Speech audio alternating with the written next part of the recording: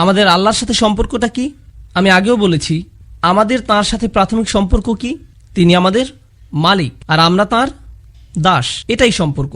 আল্লাহর ব্যাপারে এই প্রাথমিক বিষয় যে বুঝতে পারবে সে অবশ্যই একটা ফলাফল উপলব্ধি করবে, তা হচ্ছে ইয়াকা না'বুদু। এটাই হচ্ছে পরিশেষ, ইয়াকা না'বুদু। শুধু তোমার কাছেই আমরা দাসত্ব স্বীকার করি, ইচ্ছাকৃত দাসত্ব। এখন চলুন দাসত্ব নিয়ে কথা বলি। দাসত্ব কি ইচ্ছাকৃত হয় নাকি জোর দিয়ে করতে হয়? দাসত্ব কি ইচ্ছাকৃত হয় নাকি অনিচ্ছাকৃত? অনিচ্ছাকৃত। কেউ বলবে না আমি অন্যরকম একটা চাকরি খুঁজছি, আমি আমার পায়ে শিকল বাঁধা পছন্দ করি। ওকে, কেউ দাসত্বের চাকরির জন্য অ্যাপ্লাই করে না, ঠিক না? দাসত্ব কখনো ইচ্ছাকৃতভাবে করা হয় না। আমরা সেই হাস্যকর উদাহরণ দেখতে পারি, আপনি এসে বললেন এই যে আমি আপনার দাস, আমি বললাম চলো কিছু করি। এটা ইচ্ছাকৃত, কিন্তু এটা সাধারণত হয় না। আল্লাহর থেকে বেশি শক্তিশালী কোনো মালিক হতে পারে না। এবং অন্য মালিকদের আরেকটা বিষয় এরকম, সাধারণত দাসরা মালিকদের ভালোবাসে নাকি ঘৃণা করে? ঘৃণা করে। এবং একবার যদি তারা সুযোগ পায় তাহলে কি করে? মুক্ত হতে চায়। এবং যদি তারা মালিকের প্রশংসাও করে তাহলে সেটা কি সত্যি নাকি মিথ্যা প্রশংসা? মিথ্যা প্রশংসা। কিন্তু এই সূরা শুরু হয়েছিল আলহামদুলিল্লাহ দিয়ে। এটা সত্যিকারের আসল প্রশংসা এই মালিকের। এটা কিভাবে সম্ভব? এর কারণ হচ্ছে এই যে এই মালিক আপনাকে দাসত্ব করার জন্য জোর করেন না, আপনাকে এই উপলব্ধি নিজ থেকে করতে হবে। তাই তিনি এটা বলেননি যে উ'বুদুল্লাহ, আল্লাহর দাস হও, বরং আমরা বলি ইয়াকা না'বুদু, আমরা তোমার কাছে নিজেদের দাসত্ব বিসর্জন করলাম, আমরা তৈরি, আমরা নিজ থেকে এটা বেছে নিয়েছি, আমরা ইচ্ছাকৃতভাবে দাসত্ব স্বীকার করছি। চমৎকার ব্যাপার। এই যে ইসলাম ধর্ম আপনাকে ফাতিহাতেই বলে দিচ্ছে তোমাকে এটা বেছে নিতে হবে, তোমাকে এটা বেছে নিতে হবে। কেউ তোমাকে মুসলিম হতে জোর করতে পারবে না, তোমাকে নিজ থেকে আল্লাহর কাছে আসতে হবে। আর কেন আপনার আল্লাহর কাছে আসা উচিত? আপনার আল্লাহর কাছে আসা উচিত সূরা ফাতিহার প্রথম 3 আয়াতের জন্য। এটাই আপনার জন্য যথেষ্ট। যদি সত্যি আপনি জানতেন আলহামদুলিল্লাহর মানে কি, রব্বিল আলামিনের মানে কি যদি আপনি বুঝে থাকেন, আর রহমানির রহিমের মানে কি আপনি যদি বুঝে থাকেন, আর মালিক ইয়াউমিদ্দিনের মানে কি আপনি যদি এগুলো বুঝে থাকেন, এগুলোর প্রত্যেকটা এককভাবেই যথেষ্ট। কারণ সব মিলে এটা বলার জন্য যথেষ্ট, ইয়া আল্লাহ আমি তোমার দাস, আমি নিজের ইচ্ছায় কাজ করতে চাই না, আমি সেটাই করতে চাই যেটা তুমি চাও আমি করি। কারণ যা তুমি চাও তা আমার চাওয়ার থেকে অনেক গুণ উত্তম। কারণ তুমি আমার রক্ষক, তুমি আমাকে ভালোবাসো আমার কল্পনার থেকেও বেশি, এবং তোমার ভালোবাসা আমি সর্বদা পাই। আল্লাহ তার দাসত্বের আগে তার ভালোবাসার ব্যাপারে বলেছেন, তাই না? তো আল্লাহ তাদেরও ভালোবাসেন যারা তার দাসত্ব গ্রহণ করে না, তাদেরও ভালোবাসেন যারা তার ব্যাপারে খারাপ কথা বলে, তাদেরকেও যারা তাকে অমান্য করে। ইয়া আল্লাহ তুমি এত ভালো, আমি তৈরি, আমাকে গ্রহণ করো, আমি সাইন আপ করছি। ইয়াকা না'বুদু, এটাই হচ্ছে সেই কথা যা আমি আর আপনি বলি যখন এভাবে দাঁড়াই। হয়তো আপনাদের মধ্যে কেউ একটা মুভি দেখছে, খারাপ মুভি, তারপর আপনি একটু বিরতি দিলেন, তারপর নামাজ পড়লেন, ইয়া আল্লাহ আমি শুধু তোমারই দাস, আমি কখনো তোমার কথা অমান্য করি না, আমি এই উপলব্ধি নিজ থেকে পেয়েছি, আমাকে পথ দেখাও। তারপর আপনি সালাম ফিরালেন, তারপর আবার মুভি প্লে করলেন। এর কোনো মানে হয়? ভাবুন তো, আপনাদের কেউ জুমার নামাজ পড়তে গেলেন, হাজার হাজার মানুষ, সবাই বলছে ইয়া আল্লাহ আমি তোমার দাস, সবাই বলছে ইয়া আল্লাহ আমি তোমার দাস, আমি এই উপলব্ধি নিজ থেকে পেয়েছি, আমি এটা বুঝি যে আমি যদি নিজের ইচ্ছায় কাজ করি আমি নিজেই ক্ষতিগ্রস্ত হব, তাই আমাকে পথ দেখাও। তারপর জুমার নামাজ শেষে আপনি খারাপ কাজ করলেন। এটার কি কোনো অর্থ হয়? তার মানে হচ্ছে আমরা জিহ্বা দিয়ে এমন কিছু বলছি কিন্তু তা আমাদের অন্তরে পৌঁছায়নি, আর আমরা আসলে সে সম্পর্কে চিন্তাও করিনি। আসলে আমরা কি বলছি তা নিয়ে সচেতন থাকি না। যখন আমরা বলি ইয়াকা না'বুদু, আমরা আল্লাহর সাথে একটা সন্ধি করছি, আমরা আল্লাহর কাছে নিজেদের সম্পর্কে কিছু বলছি, আমরা আল্লাহর কাছে একটা দাবি করছি। কিভাবে আপনি আপনার মাকে বলেন যে আপনি তাকে ভালোবাসেন? আপনি যখন বাসায় আসেন তিনি আপনাকে বলেন জুতা খোলো, আপনি সেগুলো খোলেন না। তিনি আপনাকে বলেন ডিনার টেবিলে বসে খাও, আপনি সোফায় বসে খান। তিনি বলেন তোমার বন্ধুদের নিয়ে এসো না, আপনি আপনার বন্ধুদের নিয়ে আসেন। তিনি বলেন উচ্চস্বরে শব্দ করো না, আপনি শব্দ আরো বাড়িয়ে দেন। আর তারপর আপনি তাকে বলেন মা আমি আপনাকে ভালোবাসি। এটা কি একটা তামাশা নয়? তিনি কি কষ্ট পান না যখন তাকে বলেন যে আপনি তাকে ভালোবাসেন? এটা কি আপনার মায়ের জন্য অপমানকর নয়? আমরা কি আল্লাহকে অপমান করছি না? তিনি আমাদের যা যা করতে নিষেধ করেছেন আমরা তার সবই করছি। তারপর আমরা বলি ইয়া আল্লাহ আমরা আপনার দাস, আমরা পরিপূর্ণ দাস। সুবহানাল্লাহ। ওয়া ইয়্যাকা নাস্তাঈন, আর শুধু আপনার সাহায্যই আমরা চাই। কোরআনের সবচেয়ে সুন্দর আয়াতগুলোর মধ্যে একটা, ইয়্যাকা নাস্তাঈন। সহজ অনুবাদ, কেবল এবং একমাত্র আপনারই সাহায্য যা আমরা খুঁজে বেড়াচ্ছি, কেবল এবং একমাত্র আপনারই সাহায্য আমরা চাইছি। কিন্তু এটা কি বোঝায়? হে আল্লাহ, যখন আমরা সিদ্ধান্ত নেই যে আমরা আল্লাহর দাস হতে যাচ্ছি, আমাদের বুঝতে হবে এটা কোনো সহজ জিনিস না। এটা আল্লাহর সাথে অনেক বড় একটা অঙ্গীকার। এটা কোনো ছোট জিনিস না। আর আপনি যখন বড় অঙ্গীকার করেন আপনার সাহায্য প্রয়োজন হয়। তাই আমরা আল্লাহর কাছে বলি, হে আল্লাহ, আমি একটা বড় অঙ্গীকার করেছি, আমি মনে করি না যে আমি নিজে নিজে এটা পালন করতে পারবো, আপনি কি এই ব্যাপারে আমার সাহায্য করতে পারেন? ইয়াকা নাস্তাইন, দয়া করে সাহায্য করুন। ইয়াকা নাস্তাইনের এটাই প্রথম অর্থ। কিন্তু ইয়াকা নাস্তাইনের সবচেয়ে সুন্দর শিক্ষার একটি হচ্ছে, আরবি ভাষায় সাহায্য বোঝাতে ডজনের ওপর শব্দ আছে। নাসর এবং মুসাআদা, মাসাদ, মুআউন, অনেক অনেক শব্দ আছে এর জন্য। আল্লাহ আউন শব্দ ব্যবহার করলেন। নাস্তাইন শব্দটি আরবি শব্দ আউন থেকে এসেছে। এটা খুব বিশেষ ধরনের সাহায্য। আমি চাই আপনারা এই সাহায্যটি বুঝুন, কারণ এটা আপনার জীবনে অনুধাবনের দরজাগুলো খুলে দেবে, সত্যিই দেবে। যখন আপনি বলেন ইয়াকা নাস্তাইন, আপনি আসলে কি বলছেন? আপনি একটি রাস্তায় গাড়ি চালাচ্ছেন আর আপনার টায়ার নষ্ট হয়ে গেছে। আপনি সেটাকে টেনে রাস্তার সাইডে নিয়ে আসলেন। এখন আপনি কি করবেন? আপনি গাড়ি থেকে নামেন এবং দেখেন যে পিছনে অতিরিক্ত কোনো টায়ার আছে কিনা। আপনি সেটা নেন, গাড়িটা উপরে ওঠানোর জন্য চেষ্টা করেন যাতে করে টায়ারটা লাগাতে পারেন।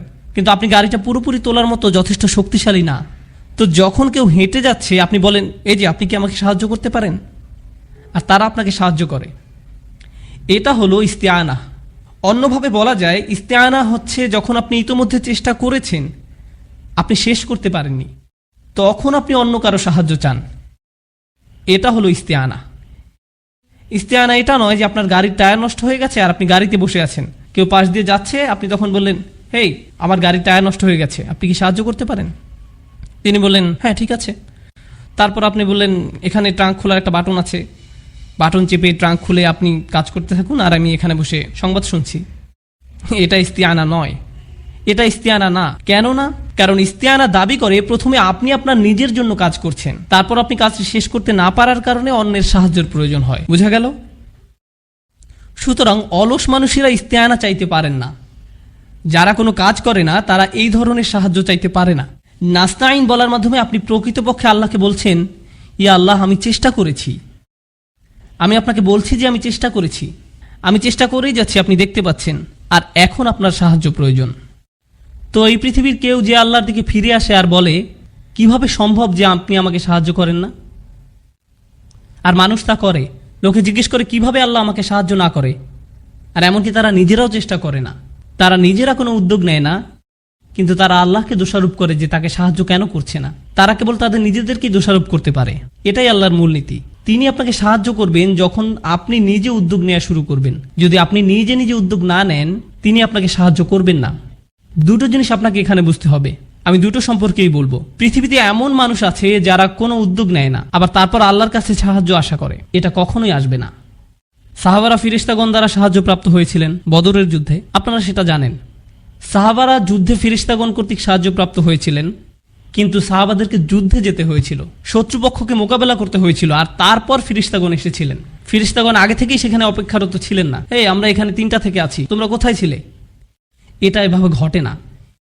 ইব্রাহিম আলাইহিসসালামকে আগুনে নিক্ষিপ্ত হতে হয়েছিল, তারপর এটা শীতল হয়েছিল। বোঝা গেল? আপনাকে প্রথম আপনার অংশটুকু করতে হবে, যতটুকু আপনি পারেন, তারপর আল্লাহ সাহায্য আসবে। এটা নিজে নিজে আসে না। আরেকটা দিক হলো, এমন কিছু মানুষ আছে যারা ভাবে তারা নিজেরাই সব করতে পারে, তাদের আল্লাহর সাহায্য চাওয়ার দরকার নেই। আমি আমার চাকরিটি পেয়েছি কারণ আমি খুবই বুদ্ধিদীপ্ত, আমার খুব সফল একটা ব্যবসা আছে কারণ আমি খুব ভালো কিছু সিদ্ধান্ত নিয়েছিলাম, আমার একটা ভালো ডিগ্রি আছে কারণ আমি খুব চটপটে। আর আমরা ভাবা শুরু করি আমরা এটা পেয়েছি কারণ আমরা এটার যোগ্য দাবিদার, অথবা আমরা নিজেরা এটা অর্জন করেছি। ফাতিহা আমাদেরকে শিক্ষা দিচ্ছে সাফল্য তা এই জীবনে হলেও দুটো জিনিস থেকে আসে। আপনি নিজে উদ্যোগ নেবেন, তারপর আপনি অন্যের সাহায্য চাইবেন। এবার বলছি নাস্তাইন সম্পর্কে শেষ বিষয়টি। যখন আপনি কারো কাছে সাহায্য চান, এটা সবসময় নির্দিষ্ট। যদি আমি কোনো একটা পাহাড়ের গায়ে ঝুলে থাকি, হেল্প, আর কেউ হেঁটে যাচ্ছে আর আমাকে 1 বোতল পানি দিল, আমি যে সাহায্য চেয়েছিলাম তা হলো আমাকে উপরে তুলুন। এটা নির্দিষ্ট। আমি আর অন্য কোনো ধরনের সাহায্য চাইছিলাম না, আমি এই ধরনের সাহায্য চেয়েছিলাম। আপনারা বুঝতে পারছেন? আপনার যখন কলমের কালি শেষ হয়ে যায় আর আপনি বলেন, আপনি কি আমাকে সাহায্য করতে পারেন, তার মানে আপনি তাদের কলম চাইছেন। কিন্তু তারা যদি আপনাকে একটা বিস্কিট দেয়, সেটা সেই সাহায্য না যা আপনি খুঁজছেন। সাহায্য সবসময় নির্দিষ্ট। এটা কি পরিষ্কার? কারণ এটা সবসময় নির্দিষ্ট। আপনাকে বলতে হবে আপনি কোন সাহায্যটি চাইছেন। কিন্তু এই আয়াতে আমরা বলি ইয়াকা নাস্তাইন, ফিমা, কিসে? আমরা আপনার সাহায্য চাই, আমরা বলি, আমরা আল্লাহকে বলি, ইয়া আল্লাহ আমরা আপনার কাছে সাহায্য চাইছি, কিন্তু কিসে আমার সাহায্য চাইছো? তুমি কি তোমার স্বাস্থ্যের বিষয়ে আমার সাহায্য চাইছো? তোমার পারিবারিক জীবনে? তুমি কি তোমার পড়াশোনায় আমার সাহায্য চাইছো? তুমি কি তোমার ধর্ম বিষয়ে আমার সাহায্য চাইছো? তুমি কি চাইছো? কেউ যখন খুব মরিয়া থাকে তখন তারা কি বলবে সেটা বুঝতে পারে না, তারা এমনকি ব্যাখ্যাও করতে পারে না তাদের কিসে সাহায্য প্রয়োজন। তখন তারা শুধু বলে সাহায্য করুন। এটা আমরা ফাতিহাতে বলি, হে আল্লাহ সাহায্য করুন, কারণ আমাদের যা যা দরকার তার সংখ্যা অনেক, এমনকি আমরা তার তালিকাও তৈরি করতে পারি না। তাই আমরা শুধু বলি ইয়াকা নাস্তাইন। সুবহানাল্লাহ। ইয়াকা না'বুদু ওয়া ইয়াকা নাস্তাইনের উপর শাইখ আশ-শারাই রাহিমাহুল্লাহর একটা সুন্দর কথা আছে, আমার খুবই প্রিয়।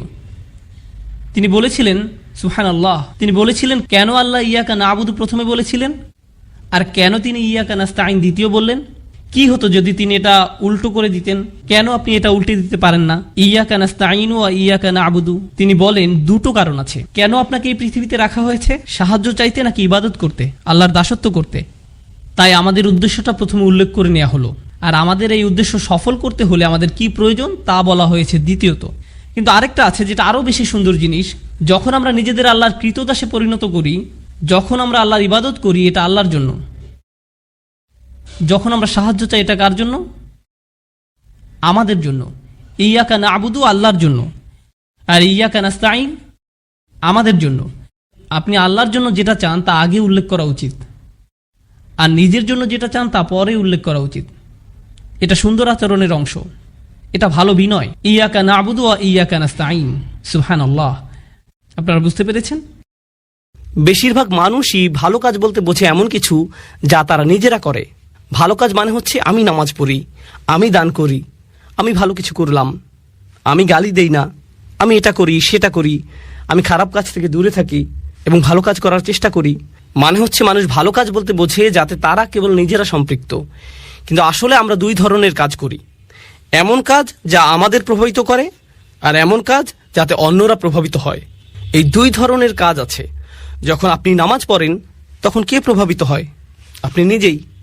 যখন আপনি দান করেন এটা আপনাকে প্রভাবিত করে, আবার অন্যকেও প্রভাবিত করে। যখন আপনি মিথ্যা বলেন এটা আপনাকে প্রভাবিত করে, কিন্তু এতে অন্য কেউ প্রভাবিত হয় না। এখন বিষয় হচ্ছে, আপনি যদি শুধুমাত্র এমন ভালো কাজের ব্যাপারে চিন্তা করেন যা শুধু আপনাকে প্রভাবিত করে, আর আপনার আশেপাশের মানুষরা এমন নয়, হয়তো অন্য কিছু করছে, তারা তাদের কর্তব্যে অবহেলা করছে, আর তারা যে তাদের দায়িত্ব অবহেলা করছে তা শুধু তাদেরকেই সমস্যায় ফেলছে না, বরং কাকে সমস্যায় ফেলছে? অন্যদেরকেও। আপনার অন্যদের প্রতিও দায়িত্ব আছে, আর এর অবহেলার কারণে অন্যরা প্রভাবিত হচ্ছে। আপনাকে অন্যায়ের বিপক্ষে দাঁড়িয়ে সত্য কথা বলতে হবে, এটা আপনার দায়িত্ব, এটা মানবতার প্রশ্ন। সহজভাবে বললে আসলে এমনটা করতে সাহসের প্রয়োজন হয়। সেই মুহূর্তে কথা বলা যখন আপনি দেখছেন আপনার চুপ থাকার কারণে হয়তো অন্য কেউ সমস্যায় পড়বে, এটা হলো তাওয়াসি বিল হক। আমাকে সত্যিকার অর্থেই তার পক্ষে দাঁড়াতে হবে, কারণ আমি যদি না দাঁড়াই তাহলে নিশ্চিতভাবে অন্য কেউ সমস্যায় পড়বে। ধরুন আপনি রাস্তা দিয়ে যাচ্ছেন, সেখানে হয়তো কিছু বাচ্চা বেসবল খেলছে রাস্তার মাঝখানে, তারা খুব জোরে বল মারছে, বল হয়তো মানুষের গাড়িতে পড়ছে। এটা কি মেনে নেওয়ার মতো ঘটনা? না, তারা অন্য মানুষের সম্পদের ক্ষতি করছে। তখন আপনার মাথায় আসলো, আমার মনে হয় এদেরকে থামতে বলা উচিত, সম্ভবত আমার কিছু একটা তাওয়াসি বিল হক করা উচিত। বুঝা গেল? এই তোমরা এখানে খেলো না।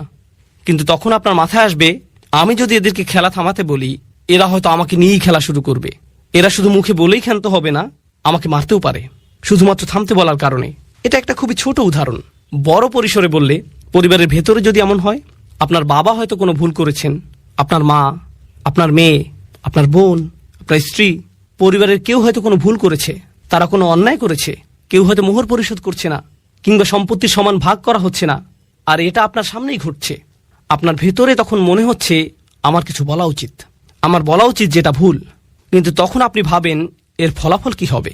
তারা সবাই আমাকে বকা দেবে, তারা হয়তো আমাকে অহংকারী ভাববে, এমনকি আমার সাথে কথা বলা বন্ধও করে দিতে পারে। এরকম আরো অনেক কিছু হতে পারে। তাহলে বুঝতে পারছেন, যখন আপনি সত্যি কথাটা বলতে চান তখন আপনার মাথায় কি কি আসে? এই সব ফলাফলগুলো। কিন্তু আল্লাহ আজ্জা ওয়া জাল্লা আমাদেরকে ছাড় দিয়েছেন, তিনি আমাদেরকে সব ভয় ভীতি থেকে মুক্তি দিয়েছেন। এই কারণে আমাদের সকল ভয় দুশ্চিন্তা চলে যায় যখন আল্লাহ বলেন ইল্লাল্লাযীনা আমানু। প্রথম অংশে যখন আপনার ঈমান থাকে তখন কি হয়? তখন আপনি কাকে ভয় পান? শুধুমাত্র আল্লাহ, কেবল আল্লাহ। যখন আপনি ভালো কাজ করেন তখন শুধু ঈমান বাড়তে থাকে, আর যখন ঈমান বাড়তে থাকে তখন আপনার পক্ষে তাওয়াসি বিল হক করাটা সহজ হয়ে যায়। আর যদি আপনি অনুভব করেন যে তাওয়াসি বিল হক করাটা আপনার পক্ষে বেশ কঠিন, বলুন তো এর মানে কি দাঁড়ায়? এর মানে দাঁড়ায় আপনার ঈমান ততটা শক্তিশালী নয়, আপনার ঈমান যথেষ্ট দৃঢ় নয়। এই দুটি বিষয় একটি অপরটির সাথে সম্পর্কযুক্ত। সত্যের পক্ষে দাঁড়ানো এবং কথা বলার সাহস থাকা সরাসরি ঈমানের সাথে সম্পর্কিত, একেবারে সরাসরিভাবে যুক্ত। শেষ অংশটা নিয়ে বলি। এই দুইটি বিষয় যেহেতু একটি অপরটির সাথে সম্পর্কিত, এখানে একটা হাদিস মনে পড়েছে।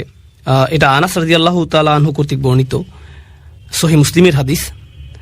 আচ্ছা, আগে আমরা আবু সাঈদ আল খুদরির হাদিসটি দেখি। মান রাআ মিনকুম মুনকারান ফালিয়ুগাইয়িরু বিয়াদিহি ফাইল্লাম তাস্তাতি ফাবিকলবিহি যালিকা আদআফু আল ঈমান। আদআফুল আমল নয়, আদআফুল ঈমান। তিনি বলেন, কেউ যদি কোনো খারাপ কাজ সংঘটিত হতে দেখে তার উচিত হাত দিয়ে তার প্রতিরোধ করা। এটাও কিন্তু তাওয়াসি বিল হক। তিনি যদি এটা না পারেন তাহলে কি দিয়ে প্রতিবাদ করা উচিত? তার মুখ দিয়ে প্রতিবাদ করা উচিত, তার এর বিরুদ্ধে বলা উচিত। সে যদি এটাও না পারে অন্তত তার অন্তরে এ ব্যাপারে খারাপ ধারণা করা উচিত। আর এটাই হচ্ছে সবচেয়ে দুর্বল ঈমান, আর এটাই হচ্ছে সবচেয়ে দুর্বল ঈমানের পরিচয়।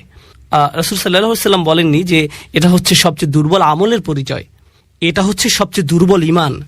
তার মানে তিনি মানুষকে সত্যের প্রতি উৎসাহ দেয়া, সত্যের জন্য কিছু করাকে সরাসরি ঈমানের সাথে সংযুক্ত করেছেন।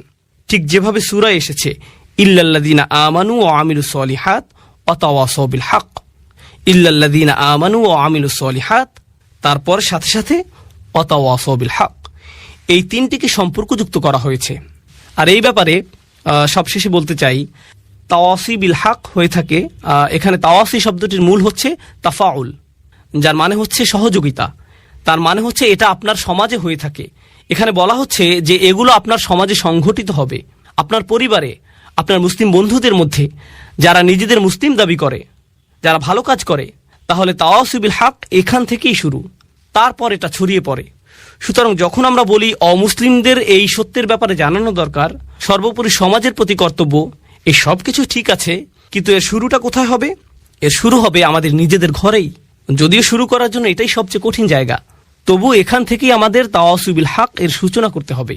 আমাদেরকে সকল অন্যায় ও ভুল ভ্রান্তির দিকে নজর দিতে হবে, সেই সাথে ঈমানের মৌলিক দিকগুলোর সাথে সাংঘর্ষিক বিষয়গুলোর প্রতি তাকাতে হবে, যা হয়তো আমাদের নিজেদের পরিবারেই ঘটছে। আর আমাদেরকে এর বিরুদ্ধে সোচ্চার হতে হবে। একটা চেয়ারে বসে ক্যামেরার সামনে মাইকে আপনাদেরকে এইসব বলাটা যত সহজ, নিজের পরিবারের মানুষদেরকে এসব বলা ততটাই কঠিন। সেটা অনেক অনেক অনেক বেশি কঠিন কাজ। এতে অনেক বেশি সাহসের প্রয়োজন হয়, এতে অনেক বেশি ধৈর্যেরও প্রয়োজন হয়, যা আমার পরবর্তী পয়েন্ট। আর তা হলো, যখন আপনি এগুলো করতে যাবেন তখন আপনার আবশ্যিকভাবে প্রচুর ধৈর্যের প্রয়োজন হবে। তাই আল্লাহ আযজা ওয়া জাল্লা এই সূরা শেষ করেছেন এভাবে, তাওয়াসাউ বিস সবর। সবর শব্দটির কয়েকটি অর্থ আছে। বাংলায় ধৈর্য বললে অর্থটি ঠিক পরিপূর্ণ হয় না। তাহলে আসুন প্রথমে আমরা সবরের কয়েকটি অর্থ সম্পর্কে জেনে নেই। হ্যাঁ, সবর বলতে ধৈর্যও বোঝানো হয়, কিন্তু এ দিয়ে অধ্যবসায়ও বোঝানো হয়। অধ্যবসায় মানে হচ্ছে যখন পরিস্থিতি কঠিন হয়ে যায় তখনও আপনি এর সাথে লেগে থাকেন, তখনও আপনি তা চালিয়ে যান, এটাই হলো অধ্যবসায়। এই শব্দটি দিয়ে প্রতিশ্রুতিও বোঝানো হয়, অর্থাৎ আপনি কখনো আলসেমি করেন না, আপনি ঢিলেমি করেন না, আপনি প্রতিশ্রুতিবদ্ধ। যেন আপনি কোনো চাকরি করছেন আর প্রতিদিন আপনি সময় মতো হাজির হবেন, কিংবা কোনো অ্যাসাইনমেন্টের কাজে আছেন যা সময়ের মধ্যেই জমা দিতে হবে, এটাই হচ্ছে প্রতিশ্রুতি। এটা দিয়ে ধারাবাহিকতা বোঝায়, অর্থাৎ আপনি প্রতিশ্রুতির এদিক সেদিক করেন না, প্রতিশ্রুতি ভঙ্গ করেন না, এটা ঠিক থাকে। ইবনে তাইমিয়া রাহিমাহুল্লাহ সবরের সংজ্ঞায়ন করেছেন এভাবে, তিনি বলেছেন, সুসময় বা দুঃসময় আল্লাহ তাআলার প্রতি সমান আনুগত্য ধরে রাখাই সবর। আপনি যদি আল্লাহর প্রতি আনুগত্য ধরে রাখতে পারেন, সুসময় বা দুঃসময় যাই হোক না কেন, তাহলেই আপনি সত্যিকারের সবরের চর্চা করছেন। এটাই হলো সবর। এরপর আমরা দেখতে পাই আল্লাহ এখানে বলেননি ওয়া তাওয়াসাউ বিল হক ওয়াস সাবারু। এটা খুবই গুরুত্বপূর্ণ। তারা তাদের সামর্থ্যের সবটুকু দিয়ে আন্তরিকতা ও সততার সাথে একে অপরকে সত্যের প্রতি ও তাদের দায়িত্বের ব্যাপারে উৎসাহ প্রদান করে। আর আল্লাহ এখানে এইটুকু বলেননি যে তারা ধৈর্য ধরে কাজ করে, তিনি কেবল বলেননি যে তারা ধৈর্য ধরে, তিনি আরও আগ বাড়িয়ে বলেছেন ওয়া তাওয়াসাউ বিস সবর, যার মাধ্যমে আরো বড় কিছু বোঝায়। তাহলে এখানে কেবল সবর করলেই হবে না, অর্থাৎ তারা কেবল ধৈর্য ধরে না, অধ্যবসায় করে না, ধারাবাহিকতা রাখে না, বরং তারা একে অপরকে ধৈর্যের ব্যাপারে বলে, অধ্যবসায়ে উৎসাহিত করে, ধারাবাহিকতা রাখতে বলে। বলুন তো এ থেকে আমরা কি শিখলাম?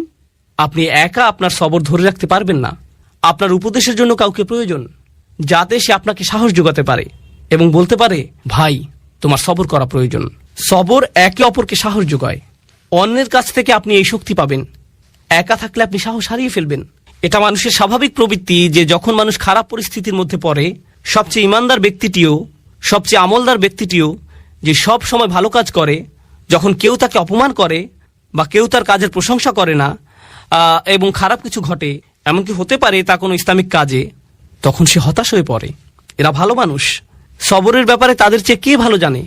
তবু আপনাকে সেই আলেম, সেই ইমাম, সেই কর্মী, সেই দায়ী, সেই শিক্ষকের কাছে যেতে হবে, গিয়ে বলতে হবে, ভাই আপনার ধৈর্য ধরা উচিত। যখন আপনি তাদেরকে এভাবে বলবেন, এতে কি তাদের উপকার হবে? হ্যাঁ, হবে। যদিও তারা এটা ইতিমধ্যেই জানে, যদিও তারা সবরের ব্যাপারে ইতিমধ্যে অনেক জানে, তবুও তারা এই তাওয়াসি এর মাধ্যমে উপকৃত হবে। তাওয়াসি বিসবর নিজেদের মধ্যে ঘটে, আর এটাই এখানে আবশ্যকীয়। এটা তাওয়াসি বিল হক এর বিপরীত। তাওয়াসি বিসবর তাদের জন্য যারা তাওয়াসি বিল হক থামিয়ে দিয়েছে, কারণ তারা ফলাফল দেখতে না পেয়ে হতাশ হয়ে পড়েছে। কিভাবে তারা তাদের উদ্যম ধরে রাখবে?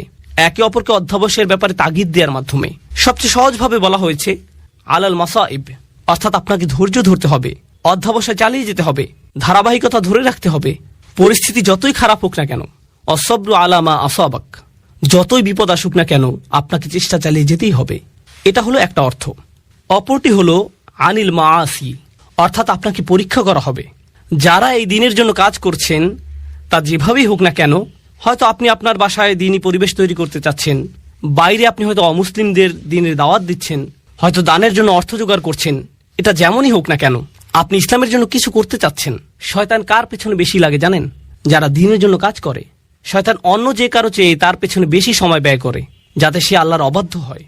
বিশেষ করে যখন সে একা থাকে, তারা বেশি ঝুঁকিতে থাকে, তাদের উপর বেশি আক্রমণ হয়ে থাকে। সুতরাং আল্লাহর অবাধ্যতা থেকে বাঁচার জন্য আপনার সবর করা উচিত। একই সাথে আল্লাহর আনুগত্যের জন্য আপনার সবর করা উচিত। অর্থাৎ আল্লাহর আনুগত্য করাও কঠিন হয়ে থাকে, কিন্তু আপনাকে অধ্যবসায় চালিয়ে যেতে হবে। আমরা কিছু ঘটনা জানি, এগুলো সত্যিকারের ঘটনা, কোনো বানানো কিছু নয়। আল্লাহ আমাদের সাথে কথা বলেছেন, তিনি আমাদের নিয়ে কথা বলেছেন, এবং তিনি ভালোভাবে জানেন আমরা কিভাবে জীবনযাপন করি। ফি হিযিক্রিকুম, তুমি নিজেই এই সম্পর্কে জানো। আমাদের মধ্যে কিছু ভাই ও বোন আছেন যারা ইসলামিক কর্মকাণ্ডে খুবই সক্রিয়, তারা অনেক ভালো কাজ করেন, কিন্তু একই সাথে তাদের কিছু খারাপ অভ্যাসও দেখা যায়। এগুলো পাপের কাজ। এটা এতই গুরুতর সমস্যায় রূপ নিয়েছে যে তারা এগুলোতে আসক্ত হয়ে পড়েছেন। তাদের সাহায্য দরকার। তাদের কি দরকার জানেন? তাদের দরকার তাওয়াসি বিসবর। তাদের কাউকে দরকার যে তাকে অনবরত উপদেশ দিবে, বলবে, শোনো, তোমাকে চেষ্টা করতে হবে, তোমাকে সংযত হতে হবে। এই 4টি উপাদান সম্পর্কে আমি সবশেষ কয়েকটি বিষয় বলতে চাই। এর প্রথম বিষয়টি হচ্ছে, এই 4টি উপাদানই অতীতকালে বর্ণিত হয়েছে। ইল্লাল্লাযীনা আমানু অতীতকাল, ও আমিলু অতীতকাল, অতাওয়াসাউ বিল হক, অতাওয়াসাউ সবগুলোই অতীতকাল। এর মাহাত্ম্য কি? যদি এভাবে বলা হতো, ইল্লাল্লাযীনা ইউমিনুন ওয়া ইয়ামালুনাস সালিহাত ওয়া ইয়াতাসালুনা বিল হক ওয়া ইয়াতাসালুনা বিস-সবর, তাহলে কি পার্থক্য হতো? বর্তমান কালে বললে কি হতো? অতীতকালে বলার কারণে বোঝা যাচ্ছে এখানে এমন মানুষের কথা বলা হচ্ছে যারা মৃত্যুর আগ পর্যন্ত সারাটি জীবন এই 4টি কাজ করেছে। সুতরাং এখন আপনি তাদের জীবনটি পর্যালোচনা করে দেখতে পারেন। আপনি তাদেরকে দেখে বলবেন, হ্যাঁ, তারা তাদের জীবনকে ঈমানের দাবি অনুসারে অতিবাহিত করেছে। যখন আপনি তাদের জীবনের দিকে তাকাবেন, আপনি বলবেন তারা ভালো কাজ করেছে এবং তারা তাওয়াসু বিল হক করেছে, তাওয়াসাউ বিস-সবর করেছে। অন্যভাবে বললে এটা সেই আয়াতটি পরিপূর্ণ করেছে যেখানে বলা হচ্ছে, ওয়ালা তামুতুন্না ইল্লা ওয়া আনতুম মুসলিমুন, ভুলেও মুসলিম না হয়ে মৃত্যুবরণ করো না। আপনি যখন তাদের জীবনটি দেখবেন, আপনি বলবেন না তারা আগে ভালো ছিল, পরবর্তীতে তারা বিপথে চলে গেছে, তাদের জীবনের শেষ দিনটি পর্যন্ত তারা অটুট ছিল। সুতরাং আপনি তাদেরকে দেখে অবশ্যই বলবেন তারা এই 4টি বিষয় পরিপূর্ণ করেছে। তাই এগুলোকে অতীতকাল বলার কারণ বোঝা যায়, মৃত্যুর আগ পর্যন্ত তাদের গোটা জীবনটি এই 4টি কাজের সমষ্টি। এরাই সফল হয়েছে। অর্থাৎ আপনি থামতে পারবেন না। আপনি এমন একটা জায়গায় পৌঁছাবেন যখন মানুষেরা আপনার সম্পর্কে বলবে এই 4টি বিষয় আপনি পূর্ণ করেছেন। এটাই হলো দ্বিতীয় মাহাত্ম্য। এর শেষ বিষয়টি হলো, যা আমার মনে হয় সূরা আসরের এই আলোচনার অন্যতম গুরুত্বপূর্ণ বিষয়, তা হলো বায়ের কয়েকটি তাৎপর্য আপনারা জানেন। বিল হক শব্দটি নিয়ে আমরা আলোচনা করেছি। একইভাবে যখন তারা তাওয়াসি বিস-সবর করে, যখন তারা একে অপরকে উৎসাহ দেয় ধৈর্যের সাথে, তারা ধৈর্যের সাথে ধৈর্যের উপদেশ দিচ্ছে। এবং তারা একে অপরকে ধৈর্যের প্রতি উৎসাহ দেয়। কেউ যদি বলে আমি তোমাকে ধৈর্যের সাথে উপদেশ দিচ্ছি, আর আমি তোমাকে ধৈর্যের প্রতি উপদেশ দিচ্ছি, এই দুইয়ের মধ্যে একটা পার্থক্য আছে। এই দুইটি আসলে আলাদা বিষয়। ধৈর্য ও অধ্যবসায়ের প্রতি যেভাবে আমি তোমাকে উপদেশ দিচ্ছি, এতেও ধৈর্যের প্রয়োজন আছে। এই উপদেশ দেওয়ার জন্য আমাকে ধৈর্য ধরতে হবে। আপনাকে তাড়াহুড়া করলে চলবে না, আপনাকে খুবই ধৈর্যশীল হতে হবে। যে আল্লাহর প্রতি অবাধ্য আচরণ করে তার প্রতি আপনাকে খুবই সহনশীল হতে হবে। আপনি তাকে পরামর্শ দিবেন, এই পরামর্শ দেওয়ার সময় আপনাকে ধৈর্যশীল আচরণ করতে হবে। আর আপনি তাকে কিসের প্রতি উৎসাহ দিচ্ছেন? ধৈর্যের ব্যাপারেই। তাহলে আপনি যেভাবে তাকে পরামর্শ দেন তাতে ধৈর্যের প্রয়োজন হয়। আবার এই ধৈর্য ধারণের প্রতি আপনি তাকে উৎসাহ দিচ্ছেন। শেষ আরেকটি বিষয় আমার মনে পড়েছে, এটা নিয়ে একটু বলি। এই চারটি বিষয় আসলে একে অপরের জন্য একটা পরীক্ষার মতো। অর্থাৎ যদি কেউ সবর হারিয়ে ফেলে, শেষ কথা হচ্ছে এই চারটি বিষয় আসলে একে অপরের জন্য একটা পরীক্ষা। অর্থাৎ যদি কেউ সবর হারিয়ে ফেলে তাহলে সে তাওয়াসুই বিল হক করতে পারবে না। কেন পারবে না? কারণ যখনই সে মানুষকে সত্যের ব্যাপারে জানাতে যাবে, মানুষ এমন কথা বলবে যা সে সহ্য করতে পারবে না। আর যখন মানুষের এমন কথা সে শুনবে, পরিস্থিতি তার জন্য কঠিন হয়ে যাবে। সে বলবে আমি এটা নিতে পারছি না। যখন সে বলবে আমি এটা নিতে পারছি না, আমি সহ্য করতে পারছি না, এ থেকে তার কিসের ঘাটতি বোঝা যায়? সবরের ঘাটতি। সুতরাং যখন কেউ সত্যের প্রতি আহ্বান করে না, বুঝতে হবে সেখানে সবরের ঘাটতি আছে। আরেকটি বিষয় এ থেকে বোঝা যায়, তা হলো কেউ হয়তো ভাবতে পারে যে সে সত্যের প্রতি ডাকছে, কিন্তু এই কথায় কারো কোনো সমস্যা হচ্ছে না। সে ভাবছে যে সত্যের প্রতি ডাকছে, কিন্তু তার এই ডাকায় কারো কোনো সমস্যা নেই, কেউ তার কথায় ক্ষুব্ধ হচ্ছে না। এর মানে কি জানেন? আপনি যেহেতু সবর ছাড়াই তাওয়াসুই বিল হক এর প্রতি মানুষকে ডাকতে পারেন, আপনি খুব সম্ভবত তাওয়াসুই বিল হক করছেন না। কেননা এই পৃথিবীর সবচেয়ে ভদ্র ও নরম মনের মানুষেরা যখন মানুষকে সত্যের পথে ডেকেছে, তারা বিপদে পড়েছেন। এটা হচ্ছে এই কাজের আবশ্যিক ফলাফল। আল্লাহর সবচেয়ে ধৈর্যশীল রাসূলদের দিকে তাকান, নূহ আলাইহিস সালামের দিকে তাকান। তার পুরোটা জীবন ছিল দাওয়াতি কাজে পূর্ণ, আর পুরো জীবন জুড়েই ছিল সবর। কেননা তিনি মানুষকে যা বলেছেন তা মানুষকে বাধ্য করেছে তাকে অপমান করতে, কটু কথা বলতে, তার বিরুদ্ধে দাঁড়াতে। আর এজন্য প্রয়োজন হয় সবরের। আর যখন এই দুটিরই ঘাটতি হয়, যখন আপনি মানুষকে সত্যের প্রতি ডাকছেন না, আর সেজন্য আপনার সবর করারও কোনো প্রয়োজন নেই, যখন এই শেষ দুটির ঘাটতি হয়, যখন কারো মধ্যে এই দুটি থাকে না, তা থেকে আমরা কি বুঝতে পারি কিসের ঘাটতি আছে? প্রথম দুটি শর্ত, ঈমান ও ভালো কাজ। কারণ যতক্ষণ না আপনি নিজেই ভালো কাজ করবেন, খারাপ কাজ আপনার চোখে পড়বে না। যদি আপনি নিজে ভালো কাজের সাথে যুক্ত না হন, আপনি বুঝতে পারবেন না খারাপ কাজ করলে সমস্যাটা কি। কিন্তু যখন আপনি নিজের পরিবর্তন করবেন, আপনি হয়তো পার্টি করতেন, তারপর আপনি আল্লাহর কাছে ভালোভাবে তওবা করে তার আনুগত্য করতে শুরু করলেন। যখন আপনি আল্লাহর আনুগত্য করেন আর অন্যরা পার্টি করে, এতে আপনি বিরক্ত হন, তাদের জন্য আপনার খারাপ লাগে। আগে এতে আপনি কিছু মনে করতেন না, কিন্তু এখন আপনার মনে হচ্ছে তারা কিভাবে এটা করছে, আমার তাদেরকে থামানো উচিত। আমি নিজেই ভুল করেছি, আমি চাই না তারাও একই ভুল করুক। এটা আপনাকে কষ্ট দেয়। কিন্তু এটা যদি আপনাকে কষ্ট না দেয়, আপনার যদি কখনো মনে না হয় যে আপনার তাদেরকে থামানো উচিত, তার মানে হলো আপনি ভালো কাজের প্রতি প্রতিশ্রুতিশীল নন। আর আপনার যদি ভালো কাজের ব্যাপারে প্রতিশ্রুতি না থাকে, তার মানে আপনার কি নেই? ঈমান। তাহলে এই সবগুলো বিষয় হচ্ছে লাজিম ও মালজুম। এগুলো একটি অপরটির আবশ্যিক ফলাফল এবং একটি আরেকটির সাথে ওতপ্রোতভাবে জড়িত। আমি অন্য সূরাগুলোর চাইতে এই সূরাটিতে অনেক বেশি সময় নিয়েছি। আমরা সূরা নাবা থেকে শুরু করেছিলাম, তখন একটি সেশনে একটি সূরা শেষ করেছি, কিন্তু এটা সূরা আসরের চতুর্থ সেশন। আলহামদুলিল্লাহ, অবশেষে আমরা এটা শেষ করতে পেরেছি। কেন জানেন? কারণ আমার মনে হয়েছে এটা সবচেয়ে ছোট সূরা। এটা এমন একটি সূরা যা মুখস্থ করা খুবই সহজ। আমাদের বেশিরভাগই এটা আত্মস্থ করে ফেলেছে, কিন্তু এটা সবচেয়ে ভারী সূরা। এই সূরার ওজন সবচেয়ে বেশি। আপনি আপনার জীবনকে কিভাবে দেখেন তা এই সূরাটি পুরোপুরিভাবে পরিবর্তন করে দেবে। আপনি কিভাবে আপনার পরিবারের সাথে আচরণ করেন, আপনার দৈনন্দিন জীবন, যা আপনি অর্জন করেছেন, যা এখনও অর্জন করতে পারেননি, তার চেয়েও বড় কথা সফলতা এবং ব্যর্থতা বলতে আপনি কি বোঝেন, এই সূরাটি এই সব কিছুর প্রতি আপনার মনোভাব পরিবর্তন করে দেবে। ডক্টর ফাদেল সালেহ আস-সামেরাই বলেছেন, কোন সূরা শুরু কোনো না কোনোভাবে এর শেষ অংশের সাথে সম্পর্কিত, কোন সূরা শুরুর অংশ তার শেষের অংশের সাথে যুক্ত। এই সূরা শুরু কি ছিল? একটি আয়াত, ওয়াল আসর, যা দিয়ে বোঝা যায় যে আপনার সময় শেষ হয়ে আসছে। আর শেষ আয়াতটি হলো 4টি উপাদান নিয়ে, যা আমরা গত 2 সেশন ধরে আলোচনা করছি। তাহলে এই দুইটি অংশ একটি অপরটির সাথে কিভাবে যুক্ত? ঈমান, ভালো কাজ, তাওয়াসুই বিল হক, তাওয়াসুই বিস সবর। এর ব্যাপারে সচেতন হওয়ার জন্য আপনার সময় শেষ হয়ে আসছে। আপনি সময় থাকতে সবকিছু ঠিক করে নিন। আপনার নিজের জন্য এটা খুব জরুরি একটা বিষয়। ইন্নাল ইনসানা লাফি খুসর, এটা কে? আপনি ধরে নিন ইন্নান নাফসি, আমার নিজের জন্য। আমি নিজেই ক্ষতির মধ্যে আছি, আমি বিপদের মধ্যে আছি। আল্লাহ তাআলা আমাদেরকে তাদের অন্তর্ভুক্ত করুন। আল্লাহ আমাদেরকে তার সাথে যোগাযোগের একটা সরাসরি লিঙ্ক দিয়েছেন। অন্য কোনো ধর্মে সেটা নেই, অন্য কোনো ধর্মে নেই। সালাতে আমরা যেটা অনুভব করি সেটা হচ্ছে আল্লাহর সাথে সরাসরি যোগাযোগ। আক্ষরিক অর্থেও সালাতের অর্থ হচ্ছে যোগাযোগ, আক্ষরিকভাবেও এটা যোগাযোগই বোঝায়। আর আল্লাহর যে কালাম আমরা সালাতে পড়ি তা দিয়ে হয় আমাদের সেই যোগাযোগ। এটা হচ্ছে আসমান থেকে জমিনে আল্লাহর প্রসারিত একটি দড়ি।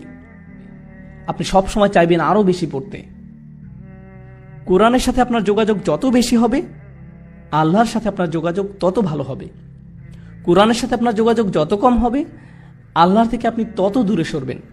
এটা একটা প্রতিষ্ঠিত সত্য। আমাদের পুরো জীবনের একটা লক্ষ্য থাকতে হবে যে আমরা যেন এই বইয়ের আরো কাছে যেতে পারি। আর কেউ কখনোই বলতে পারে না যে তার কোরআনের কাছাকাছি, কেউ না। এটা এমন একটি সমুদ্র যা শেষ হবার নয়। আমি বলতে পারবো না আলহামদুলিল্লাহ এই লেকচার আপনাদের জন্য, আমার জন্য নয়। আসলে আগে আমার নিজের জন্যই, তারপরে আপনাদের জন্য বলছি আমি। কারণ আপনি যত গভীরে যাবেন যে আমি তো কিছুই জানি না, আমার আরো দরকার, আরো। এখন আসছে দুয়ার আয়াতটি, সুবহানাল্লাহ।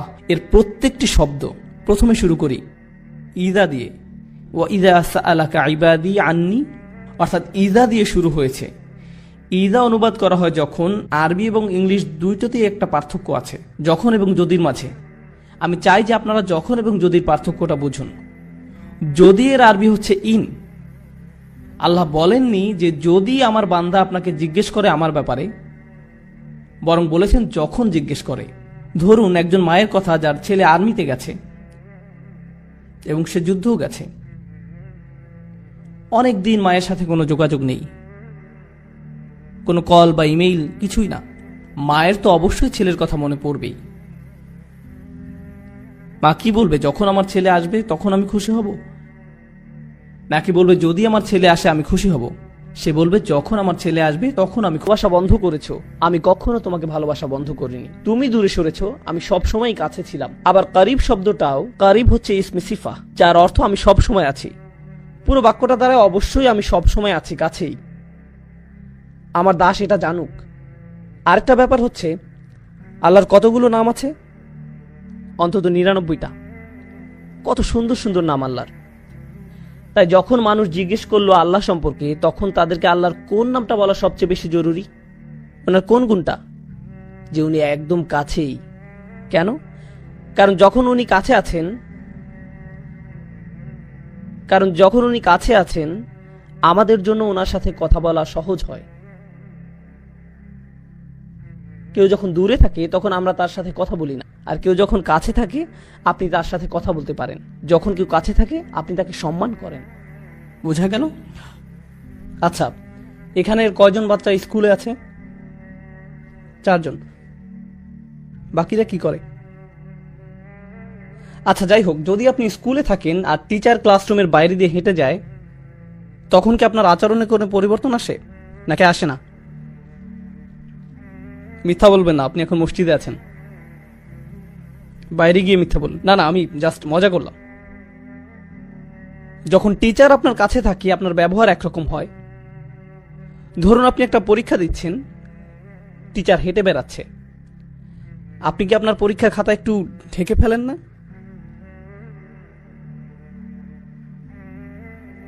এমনকি ছায়া দেখলেও কেঁপে উঠেন। বিশেষত উনি যদি আপনার টেবিলে হাত রাখে আর আপনার খাতার দিকে তাকিয়ে একটু মালাকুল মাউত। আমি আমার স্টুডেন্টদের সাথে এরকম করি, কারণ আমি তাদেরকে মানসিকভাবে টর্চার করতে পছন্দ করি।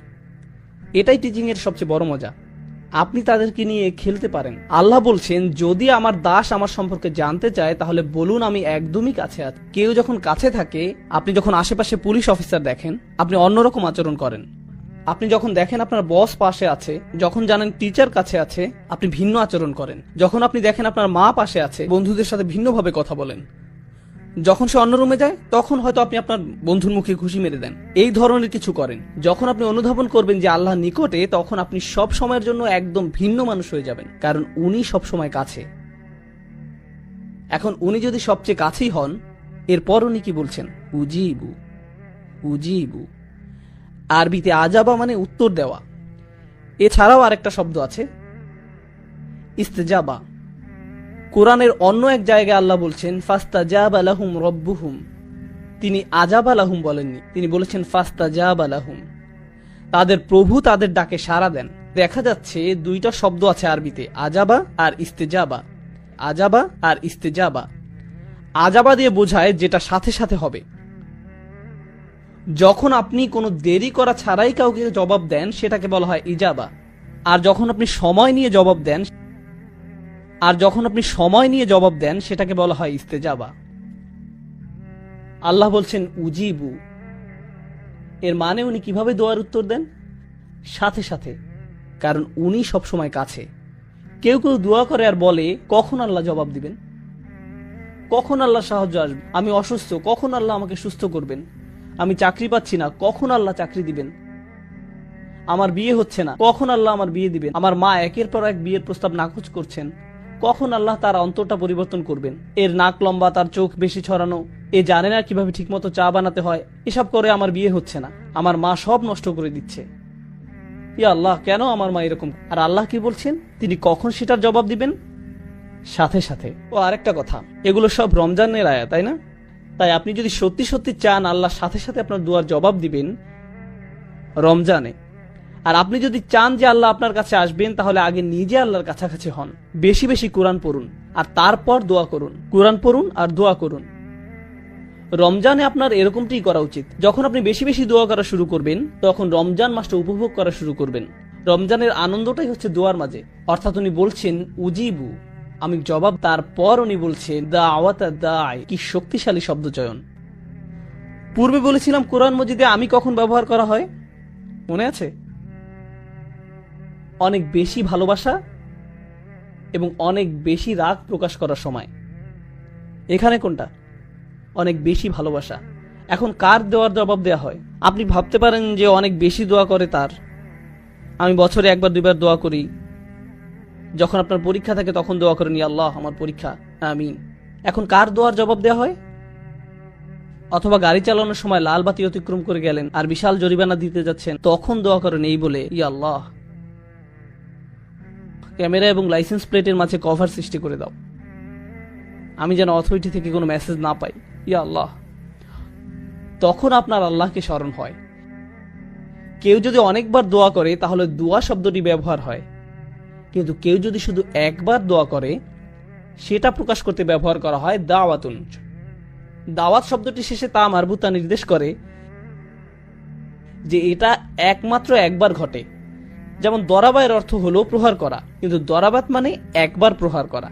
আকালা মানে খাবার, কিন্তু আকালা অর্থ একবারের খাবার। তা মারবুতা এটাকে একবারের জন্য বানিয়ে দেয়।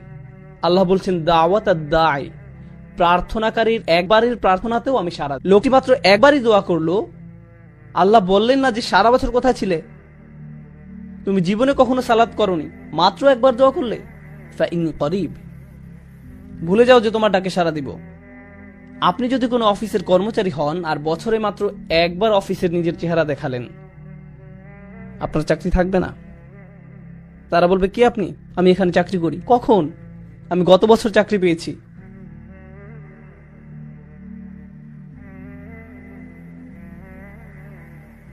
বস কি বলবে? হ্যাঁ শিওর, হ্যাঁ এক্ষুনি আপনি শুরু করতে পারেন, আপনার জন্য একটা প্রমোশনের ব্যবস্থা করে দিই। না, এটা হবে না। দাওয়াত শব্দের মাধ্যমে আল্লাহ বলছেন যে জীবনে একবার দোয়া করা ব্যক্তির জন্য তিনি সাড়া দিবেন। নিজেকে এটা বলে বোঝাবেন না যে আমার তো দাড়ি নেই, নিজেকে এটা বলে বোঝাবেন না যে আমার তো দাড়ি নেই, আল্লাহ আমার ডাকে সাড়া দিবেন না। কেবল গোফ রয়েছে, আল্লাহ আমার দোয়া কবুল করবেন না। রমজানে মুভি দেখতে পারবো না, তাই আগে থেকে 3টা মুভি দেখে ফেলেছি, এখন আমি দোয়া করব। আল্লাহ তারপরও সাড়া দিবেন আপনার ডাকে। এটা শুনে আবার কেউ মুভি দেখতে যাবেন না। কখনো মনে করবেন না যে আল্লাহ আপনার দোয়ায় সাড়া দিবেন না। এবার আপনি বলতে পারেন আচ্ছা লোকটি একটি দোয়াই করেছে, কিন্তু হতে পারে যে সে একজন খুব ভালো মানুষ, হতে পারে যে সে একজন সালেহ, একজন মুমিন হতে পারে, তার অনেক তাকওয়া আছে, কিংবা তার ইলম বেশি। এও হতে পারে যে সে তওবা করেছে। উজিবুদ দাওয়াত দাই, আমি তার আহ্বানে সাড়া দেই যে তওবা করে। আল্লাহ তা বলেননি, তিনি বলেছেন আমি সেই মানুষটিকে সাড়া দেই দাওয়া তার একটি দোয়াতেই সাড়া দেই। আর দা যে ডেকেছে, এই মানুষটির উদাহরণ কিরূপ? সে কি করেছে? সে ডেকেছে। অন্য কথায় আল্লাহ কি তার কাছ থেকে অন্য কোনো গুণ আশা করেছেন? তিনি কি বলেছেন দাওয়াতুল মুসাল্লি, দাওয়াতুল মুত্তাকি, দাওয়াতুল মুমিন? না, তিনি বলেননি যে আপনার তাকওয়া থাকতে হবে, আপনার ঈমান থাকতে হবে, বলেননি আপনার ইলম থাকতে হবে। এই দোয়ায় বলেননি। কেন? কারণ আল্লাহ এখানে সেই সব মানুষের সাথে কথা বলছেন যারা আল্লাহ থেকে বহু দূরে চলে গেছে, এবং তিনি প্রথমেই তাদের বলছেন যে দেখো আমি কাছেই আছি। এরপর তিনি তাদের বলেন দেখো আমি জানি এই একটি দোয়া ছাড়া তোমাদের কাছে এই মুহূর্তে আর কিছুই নেই। ঠিক আছে, দাও আমাকে এই একটি দোয়াই দাও। যদিও তুমি একজন দায়ী, শুধুই একজন আহ্বানকারী, তোমার জন্য আমার কাছে আর কোনো বিবরণ নেই। আমি তোমাকে এখনো পর্যন্ত একজন সালেহ ডাকতে পারি না, মুসলিম ডাকতে পারি না, মুমিন ডাকতে পারি না, আমি তোমাকে কিছুই ডাকতে পারি না। আমি শুধু তোমাকে ডেকেছি একজন দায়ী হিসাবে, একজন আহ্বানকারী। সুবহানাল্লাহ, সেটি কোনো যোগ্যতাই নয়। আরো আগানোর আগে বলে রাখি, আমি বলেছিলাম কখনো একজন বসের 500 জন কর্মচারী থাকে, সে কি তাদের সকলের নাম জানে? না, বিশেষ করে সেই কর্মচারীকে যে তাকে পুরো জীবনে মাত্র একটি ইমেইল করেছে। একটি ইমেইল কিভাবে সে তাকে মনে রাখবে? কর্মচারীটি যদি তাকে টেক্সট মেসেজ পাঠায়, সে জানবে না নাম্বারটি কোথা থেকে এসেছে। আল্লাহ বলেননি উজিবুদ দাওয়াতাদ দাঈন, তিনি বলেছেন উজিবুদ দাওয়াতাদ দাঈ। এই শব্দটির মধ্যে থাকা আলিফ লাম তাকে মারিফা বানিয়ে দেয়, অর্থাৎ যথাযথ এবং নির্দিষ্ট করে দেয়। অন্যভাবে বলা যায়, যে কেউ আল্লাহকে ডাকে, আল্লাহ বলেন না যে কোনো একজন শুধুই ডেকেছে, তিনি বলেন সেই জন আমাকে ডেকেছে, সেই নির্দিষ্ট মানুষটি। আপনি আল্লাহর কাছে নির্দিষ্ট, তিনি আপনাকে বিশেষভাবে ব্যক্তিগতভাবে চিনেন। কোনো ডাক্তার আপনার নাম মনে রাখতে পারবে না যদি তাকে দিনে 100টা রোগী দেখতে হয়। সে এভাবে বলে চেষ্টা করবে, মুহাম্মদ কেমন আছো, চলে এসো। সবাই মুহাম্মদ, অন্তত সম্ভাবনা তো আছে। সে আপনাকে নামে চিনতে পারবে না। আপনি জানেন আমি মানুষের সাথে মিশি, আল্লাহ আমি তাদের সাথে মিশি। তখন আমি বলটা মরেছিলাম, একজন বয়স্ক ব্যক্তি আমার কাছে এলেন, বললেন বেটা কেমন আছো? আমার মনে পড়ে তুমি খুব ছোট ছিলে, তখন মসজিদের ভিতর ছোটাছুটি করতে। আমি তখন মনে মনে ভাবছি, হায় আমি তো টেক্সাসে থেকে, কিন্তু মুখে বললাম জি আমার মনে আছে। আমি কথা চালিয়ে গেলাম। আল্লাহ আজ্জা ওয়া জাল্লা নির্দিষ্ট রূপ পর্যন্ত চিনেন। আপনি হয়তো বলবেন কোম্পানির সিইও কিভাবে আমার নাম জানবে? আমি তো শুধুই একজন নিরাপত্তা কর্মী, তার অবস্থান কত উঁচুতে আর আমি কত নিচু পর্যায়ে। কিভাবে একজন প্রেসিডেন্ট তার দেশের একজন অধিবাসীকে চিনবে? কিভাবে এটি সম্ভব? আপনারা সবাই যদি আমার কাছে এসে নিজেদের নাম বলেন, আমার কি মনে থাকবে? আমি জানি না, সত্যি আমি জানি না। কারো কাছে যদি আমার ফোন নাম্বার থাকে, প্লিজ কেউ ফোন নাম্বার নিবেন না, কিন্তু যদি থেকে থাকে, যদি আমাকে একটা SMS পাঠান আর আমার কাছে নাম্বারটি সেভ করা নেই, আমি কি জানবো এটা কে পাঠিয়েছে? আমি জানবো না কে পাঠিয়েছে। যখন আপনি আল্লাহকে ডাকেন, আল্লাহ বিশেষভাবে আপনাকে জানেন এবং তিনি তৎক্ষণাৎ আপনাকে সাড়া দিতে চান। তিনি আপনার সাথে তখনই নতুন সম্পর্ক শুরু করতে চান। গতকাল যা হয়েছে তা হয়ে গেছে, আজ থেকে শুরু করুন। আপনি আজই মুসলিম হয়ে উঠুন, আজ থেকেই আল্লাহকে ডাকতে থাকুন। উজিবু দাওয়াতাদ দাঈ। এবার যে প্রশ্নটি আপনাদের আগে করেছিলাম, যে সমস্যাটি আপনাদের দিয়েছিলাম, সেটা ছিল যে ধরুন আপনি একজন গুরুত্বপূর্ণ মানুষের সাথে দেখা করতে চান, সেটি কার শিডিউল হবে, আপনার নাকি গুরুত্বপূর্ণ ব্যক্তির? গুরুত্বপূর্ণ ব্যক্তিটির শিক্ষামন্ত্রীর সাথে দেখা করতে চাইলে আপনি তার মন্ত্রণালয়ে হেঁটে গিয়ে তাকে বলবেন না যে হেই চলুন আপনার সাথে আমার 1 মিনিট কথা আছে। আমি ডিসিতে গিয়ে বলবো না যে ওবামার সাথে আমার পিৎজার স্লাইস খাওয়া প্রয়োজন। আপনি এমনি এমনি প্রেসিডেন্টের কাছে যেতে পারবেন না। আপনি যদি একজন কর্মচারী হন, যেমন কেউ যদি আগে মাইক্রোসফটে কাজ করত যখন বিল গেটস ছিল, আপনি বলবেন হেই বিল আমার সাথে পিৎজা খাবে? আপনি সেটা করবেন না, আপনার জন্য তার সময় নেই। আল্লাহকে ডাকার ভালো সময় কোনটি? মানুষ বলে কোন সময়টি আল্লাহর কাছে দোয়া করার জন্য উত্তম, মানুষ তাই বলে। আর অবশ্যই আমরা রমজান নিয়ে কথা বলছি। তিনি কি বলেন এই ব্যাপারে? তিনি বলেন উজিবু দাওয়াতা দাঈ ইজা, যে কোনো সময়, যে কোনো সময়, দানি যখনই সে ডেকেছে, যখনই তুমি আমাকে ডাকবে তখনই আমি তোমাকে সাড়া দিব। সকালে ডাকো আমি সাড়া দিব, বিকেলে ডাকো আমি সাড়া দিব, ঘুমোতে যাওয়ার আগে ডাকো আমি সাড়া দিব। সুবহানাল্লাহ, এটি সম্পূর্ণ আয়াত নয়, এটি আয়াতের প্রথম অংশ। আমি তোমাকে সাড়া দিব যখনই তুমি আমাকে ডাকবে, এটি আল্লাহর আহ্বান। এটা কিভাবে হয় যে আমরা এই আহ্বানকে উপেক্ষা করে যাই? কিভাবে একজন মানুষ আল্লাহর বাণী শুনে দোয়া না করে থাকতে পারে? আমি বুঝতে পারি না। তারপর তিনি বলেন এতক্ষণে আমি তোমাকে আহ্বান করলাম, আমার আহ্বান হলো আমি তোমার কাছেই আছি, আমি যে কোনো সময় তোমার ডাক শুনতে প্রস্তুত। যদিও তুমি একবার দোয়া করো, তারপরও আমি তোমার কথা শুনবো। দোয়া ছাড়া তোমার আর কোনো ইসলামিক গুণ না থাকলেও আমি তা শুনবো। তবে তোমার কি করা উচিত? আল্লাহ আপনার জন্য এত সব করছেন, আপনি তার জন্য কি করবে? তিনি বলেন ফালিয়াস্তাজিবু লি। আগে দুইটা শব্দের কথা বলেছিলাম, আজাবা আর ইস্তেজাবা। ইস্তেজাবা মানে হলো উত্তর দেওয়ার চেষ্টা করা। কেউ আমাকে বললো, ভাই আপনার সাথে লাঞ্চ করতে চাই, আমি বলবো আমি সময় বের করতে চেষ্টা করব। আমি জানি না আমি এটা পারবো কিনা। চেষ্টা করার মানে আপনি সফল হতেও পারেন, আবার ব্যর্থও হতে পারেন। আল্লাহ বলেন ফালিয়াস্তাজিবু লি, তাদের অন্তত আমাকে সাড়া দেওয়ার চেষ্টা করা উচিত। তোমরা আমার কাছে কিছু জিনিস চাইছো, আল্লাহ বলেন তোমরা আমার কাছে ভালো চাকরি চাইছো, স্বাস্থ্য কামনা করছো, তোমাদের সন্তানদের নিরাপদে রাখতে বলছো, তোমাদের বাবা মায়ের জন্য আমার কাছে চাইছো, একটা বাড়ি চাইছো, তোমরা আমার কাছে সব কিছু চাইছো। আমিও তোমাদের কাছে কিছু আশা করছি। আমার চাওয়া বিষয়গুলোর ব্যাপারে তোমরা কি করবে? ফালিয়াস্তাজিবু লি, তাদের উচিত আমার ডাকে সাড়া দেয়া, তাদের উচিত আমাকে সাড়া দেয়া। এখন ব্যাপারটি হলো ফাতিহায়, সূরাতুল ফাতিহা, আমরা আল্লাহর কাছে কি চাই কেউ জানেন? আমরা চাই পথ প্রদর্শন, কিন্তু আল্লাহ আমাদের কাছে কি চান? ইবাদাহ। ইয়াকা নাবুদু ওয়া ইয়াকা নাস্তাইন। নাস্তাইন মানে আমরা সাহায্য চাই, কিন্তু আল্লাহর কাছে কিছু চাইবার আগে আমরা তার জন্য কি করব। আমরা তার জন্য কি করব? ইয়াকা নাবুদ, তিনি আমাদের জন্য কি করবেন? ইস্তিআনা, তিনি আমাদের সাহায্য করবেন। তাহলে আপনি আল্লাহর জন্য কি করবেন সেটা প্রথমে আসা উচিত, আর দ্বিতীয়ত আসবে আপনি নিজের জন্য যা চান। কিন্তু রমজানের এই আয়াতগুলোতে তিনি বলেন আমি তোমাকে সাড়া দিব যখনই তুমি আমাকে ডাকবে। এরপরে তিনি বলেন তোমার উচিত আমাকে সাড়া দেয়া। তিনি বলেননি আমাকে সাড়া দিলে পরে আমি তোমাকে সাড়া দিব। সুবহানাল্লাহ। এমনকি তিনি নিজেকে দ্বিতীয় পজিশনে রেখেছেন, এবং এই আয়াতে প্রথমে রেখেছেন আপনাকে আর আমাকে, তিনি নিজেকে রেখেছেন দ্বিতীয় পজিশনে। ফালিয়াস্তাজিবু লি, তাদের উচিত আমার প্রতি সাড়া দেয়া, খাঁটে ঈমান আনা, আমাকে প্রকৃত রূপে বিশ্বাস করা তাদের উচিত। লাআল্লাহুম ইয়ারশুদুন, যাতে তারা সরল পথে পরিচালিত হতে পারে, তারা যেন নিজেদের বদলে নিতে পারে। সুবহানাল্লাহ। রমজানের এই কিছু আয়াত আপনাকে পরিবর্তন করে দিতে পারে, রমজান সম্পর্কে আপনার দৃষ্টিভঙ্গি সম্পূর্ণ বদলে দিতে পারে। আমরা যদি এই কয়েকটি আয়াতই শুধু অনুধাবন করি, এদের প্রতিফলন ঘটাই, তবে কোরআনের সাথে, দোয়ার সাথে, আল্লাহর সাথে আপনার যে সম্পর্ক তৈরি হবে তা রমজানের পরবর্তীকালীন সময়ের জন্যও সম্পন্ন হয়ে যাবে। এই সকল জিনিস আপনার অন্তরে গেঁথে দিতে হবে। যার একটি ছিল যেটি নিয়ে আমরা আলোচনা শুরু করেছিলাম, আর তা হলো অন্ধকার রাতে আগুন জ্বালানোর উপমা। আজ আমি এর সাথে আরও কিছু বিষয় যোগ করব এবং ইনশাআল্লাহ তারপর দ্বিতীয় উপমা নিয়ে আমাদের আলোচনাও সম্পন্ন করার চেষ্টা করব, যার বিষয়বস্তু হলো একটি অন্ধকার রাত এবং কেউ তা অতিক্রম করছে বৃষ্টির মধ্যে, প্রবল বৃষ্টির মধ্যে। এবং আমরা দেখব এই দুটি উপমা থেকে আমরা কি শিখতে পারি। আমি মনে করি এই উপমাগুলোতে অধিক সময় দেওয়া গুরুত্বপূর্ণ, কারণ এই দুটি কোরআনের অত্যন্ত গুরুত্বপূর্ণ ধারণা। আলো ও অন্ধকারের মধ্যকার দ্বন্দ্ব আসলে কোরআন জুড়ে বারবার আলোচিত একটি বিষয়। আর এই একই চিত্রকল্প, যদিও এই প্রথম এটি উত্থাপিত হচ্ছে, কিন্তু এই চিত্রকল্পটি পরবর্তীতে সমগ্র কোরআনে বিভিন্ন প্রসঙ্গে বহুবার ব্যবহৃত হয়েছে। আমি আপনাদের দেখাবো কিভাবে এটি কোরআনে ব্যবহৃত হয়েছে।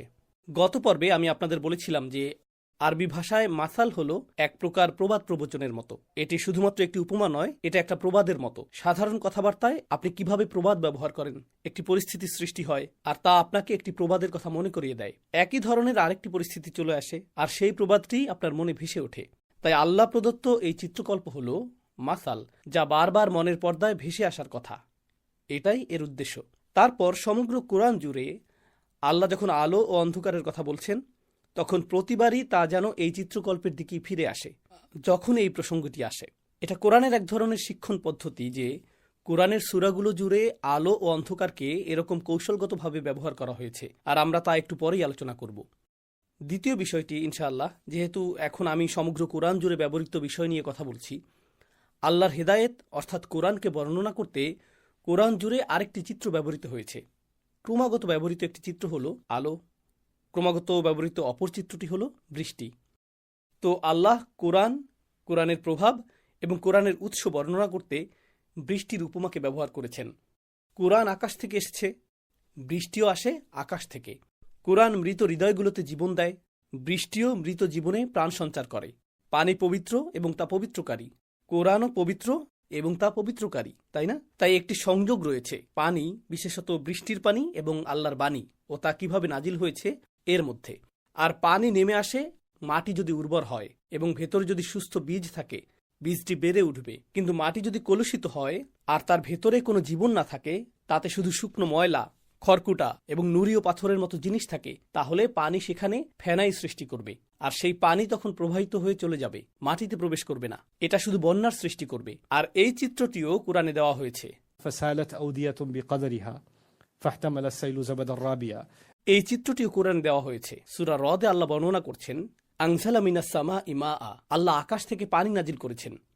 আর মূলত আল্লাহ যা বর্ণনা করেছেন তা হলো উপত্যকায় প্লাবন শুরু হলো। বিষয়টি কৌতূহল জাগ্রতকারী, কারণ কোরআনও নাজিল হয়েছিল মক্কা উপত্যকায়। আর এত বেশি কোরআন নাজিল হচ্ছিল যে এটাকে বন্যার সাথে তুলনা করা হচ্ছে। আপনি পছন্দ করেন বা না করেন, আপনি কোরআন শুনছেন, এর সংস্পর্শে আসছেন।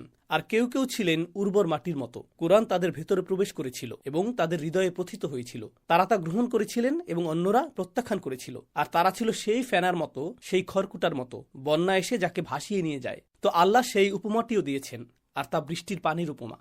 তো আমরা দেখব প্রথমবারের মতো বৃষ্টি এবং আলো আধারের উল্লেখ করা হয়েছে এই সূরাতে, যা পরবর্তী সব আলোচনার জন্য ক্ষেত্র তৈরি করেছে। আর তাতে কিছু অনন্য দিকও রয়েছে। এখন আরেকটি ধারণা যা আমি মনে করি সত্যিই গুরুত্বপূর্ণ।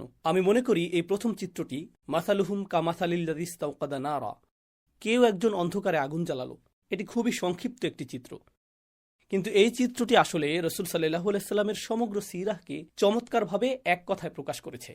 কারণ রাসূল সাল্লাল্লাহু আলাইহি সাল্লাম এসেছিলেন এমন এক স্থানে যা ছিল অন্ধকারের অতল গহ্বরে নিমজ্জিত। তারা অনেক অনেক শতাব্দী ধরে অন্ধকারে নিমজ্জিত ছিল। তাদের কাছে অনেক অনেক শতাব্দী ধরে কোনো নবী আসেননি। সভ্যতা, প্রযুক্তি, অবকাঠামোর দিক থেকেও তারা ছিল পিছিয়ে। তারা রোমানদের চেয়ে কয়েক শতাব্দী পিছিয়ে ছিল। পারস্য সাম্রাজ্য, ভারতীয় সাম্রাজ্য বা চীনা সাম্রাজ্যের চেয়েও বহু শতাব্দী পিছিয়ে ছিল।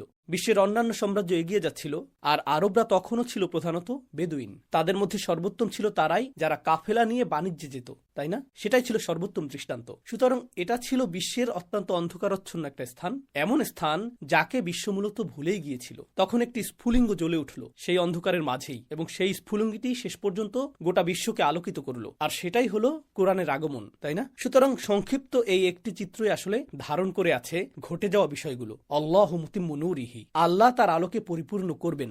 আল্লাহ যখন বলেছেন ফালাম্মা আদাআত মা হাওলাহু, আগুন যখন তার চারপাশ আলোকিত করল, সেই চারপাশেই শেষ পর্যন্ত গোটা পৃথিবীতে রূপ নিল। আর এখন গোটা বিশ্বই আল্লাহর নূর দ্বারা পরিবেষ্টিত হয়ে আছে। লা ইলাহা ইল্লাল্লাহর অনুসারীদের আপনি বিশ্বের সর্বপ্রান্তে পাবেন। এখন সমগ্র কোরআন জুড়ে আলো এবং অন্ধকারের আলোচনার প্রসঙ্গটি আসছে। আমি এক নজরে এই বিষয়টি আপনাদের সামনে উপস্থাপন করছি। আমি এটাকে কোরআনের ক্রমানুসারে নয়, বরং শ্রোতাদের ক্রমানুসারে ভাগ করেছি।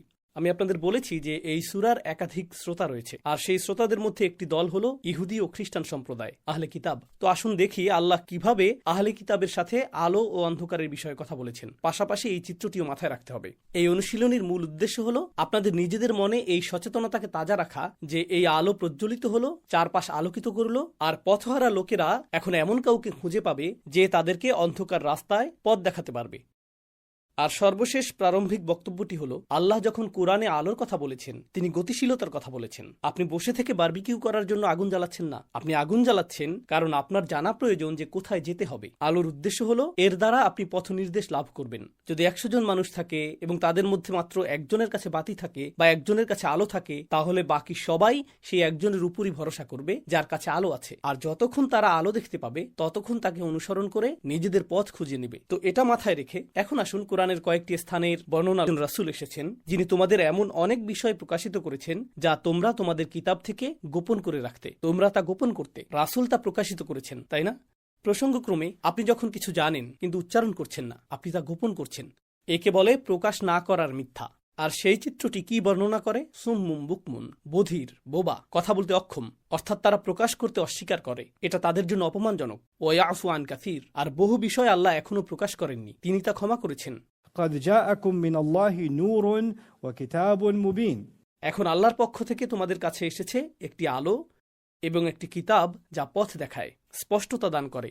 يهدي به الله من اتبع رضوانه আল্লাহ এই নূরের মাধ্যমে এবং এই আলোকিত কিতাবের মাধ্যমে পথ প্রদর্শন করেন যে তার সন্তুষ্টির অনুসরণ করতে চায়, যে আল্লাহর পছন্দনীয় পথ অনুসরণ করতে চায়। সুবুল সালাম, শান্তির পথসমূহ। ويخرجهم من الظلمات إلى النور আবারও একই দৃশ্যপট, তিনি তাদেরকে বহুবিধ অন্ধকার থেকে বের করে আলোর দিকে নিয়ে আসেন।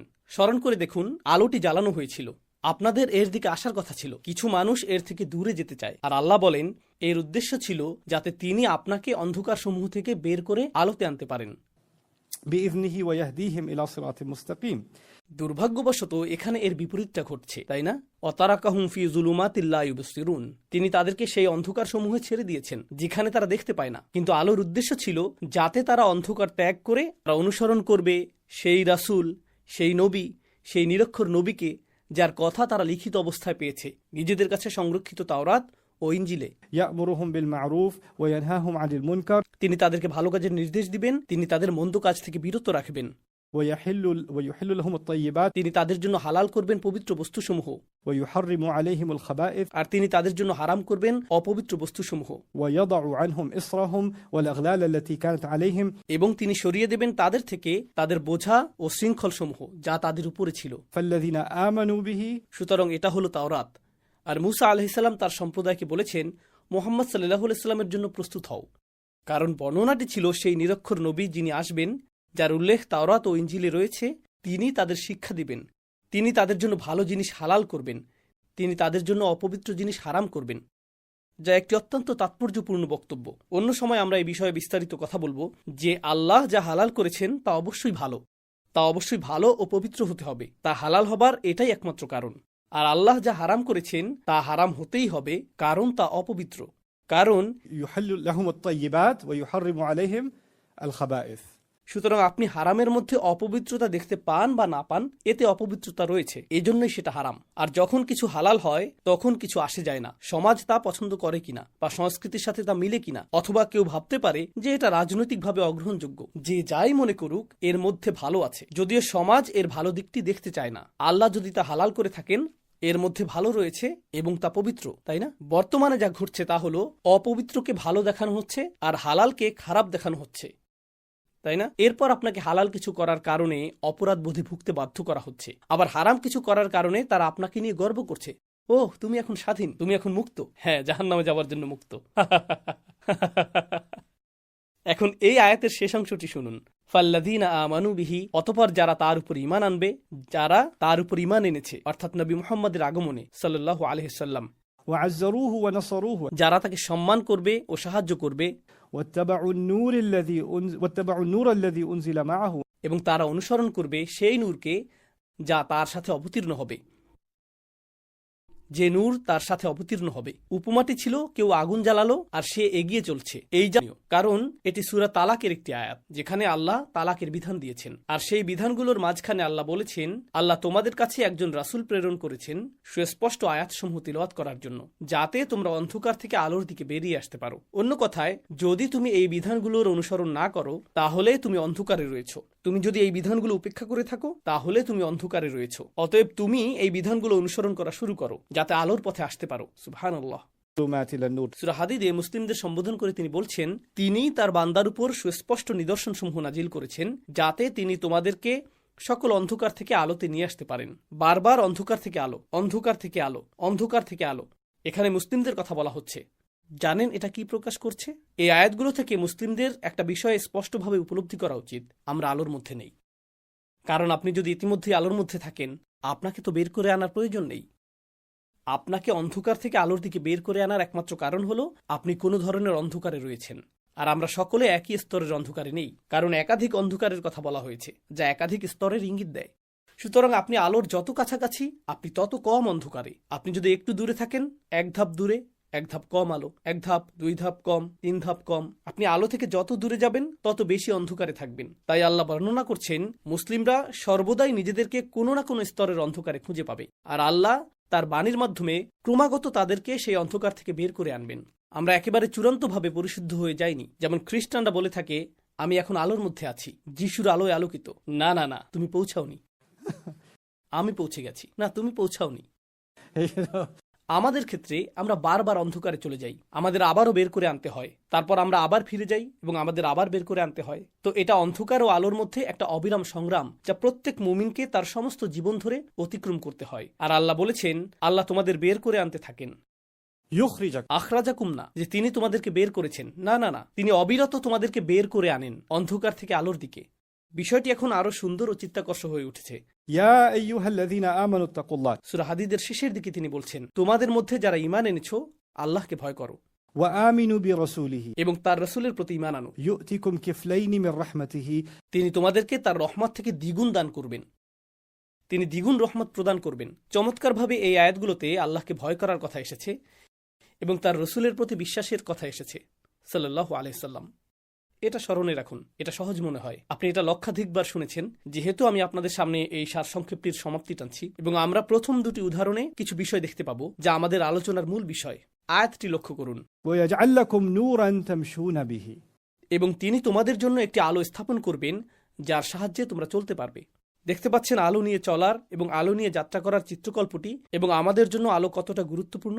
জাওয়াদ আজ আমাকে একটা কথা বলেছিল, এটা আসলে সত্য যে আমরা এমন এক সময় বাস করছি যেখানে প্রকৃত অর্থে অন্ধকার আসলে কি তা আমরা সত্যিই জানি না, কারণ রাস্তায় সবসময়ই বাতি থাকে, সব জায়গাতেই কোনো না কোনো অট্টালিকা আছে। আর আপনি যদি বাস্তবে অন্ধকার কেমন তা অনুভব করতে চান তাহলে আপনাকে মরুভূমিতে অথবা বনের গভীরে যেতে হবে, যেখানে কোনো গাড়ি নেই, কোনো প্রযুক্তি নেই, কোনো কিছুই নেই, কোনো ডিভাইস নেই, ব্যাটারি নিষ্ক্রিয়, কিছুই কোনো কিছুকে আলোকিত করতে পারবে না। আর আপনি সেখানে আছেন গভীর অন্ধকারের গহীনে।